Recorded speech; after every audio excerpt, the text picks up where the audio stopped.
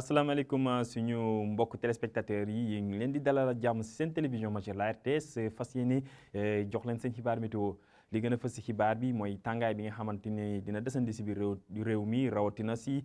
penku réew mi wante suñ ko méngalee ak li ñu amoon démb nañ gis ne que tàngaay bi dina wàññeeku tuuti asamaan bi nag dina leer bu baax te naaj bi dina génn. ñu xoolee suñu naatal satellite bi niñ gis ni que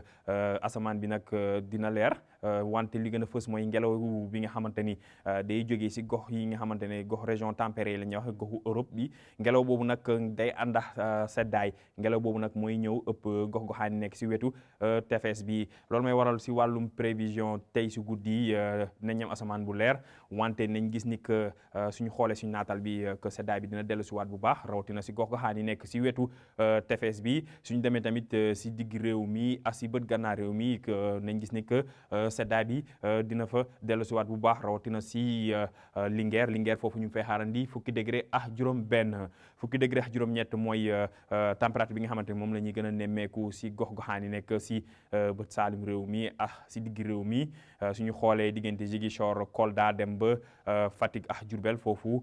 que seddaay bi tamit dina fa desandi bu baax ñu ngi xaarandi fukki degré ak juróom-ñaar si Mbour fukki degré ak juróom-ñeent diggante Dakar ak Thiès wante suñu xuusee si biir réew mi rawatina si penku réew mi foofu nañ gis ni que tàngaay guddi bi dina fa desandi bu baax température dinañ dem dinañ ëpp ñaar fukki degré wante tàngaay bi guddi bi fu ñu koy gën a nemmeeku mooy si gox-goxaan nekk wetu Kédougou foofu ñu ngi fay xaarandi ñaar fukki degré ak juróom-ñett suba nag asamaan bi dina leer naaj bi dina génn bu baax a baax. wante li ñuy faral di gis fii mooy ngelaw bi nga xamante ne ngelaw géej bi wante ngelaw géej bi dafa gën a dugg si biir réew mi loolu nag dina waral que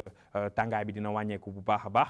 suñu xoolee si gox-goxaan nekk wetu tefes bi rawatina diggante Mbour Dakar ba Ndar foofu tàngaay bi moom dina fa wàññeeku bu baax ñu ngi xaarandi ñaar fukki degré ak ñeent diggante Mbour ak Dakar ñaar fukki degré juróom si Ndar suñu xuusee tuuti si biir réew mi nañ gis ni que température yi dinañ ëpp fanweer degré wante température bi tàngaay bi fu ñu koy gën a nemmeeku mooy si penku réew mi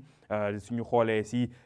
digg réew mi ak si penku réew mi foofu la tàngaay bi foofu la gën a tare diggante Kaffrine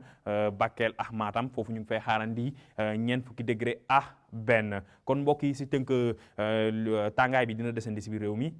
rawatina si gox-goxaan nekk wetu Kaffrine ak si penku réew mi foofu dañuy am ngelaw armatan bi nag dina yokku li ñuy wax sensation de chaleur bi tàngaay moom foofu nañ ko nemmeeku bu baax a baax wante si gox-goxaan yi nekk si wetu tefes bi nañ am ngelaw géej bi nga xamante ni dina àndax fraîcheur ngelaw boobu nag dina wàññi tàngaay bi bu baax a baax kon mbokk yi lii la ñu amoon si xibaar météo ñu ngi leen di dox dig daje ba suba.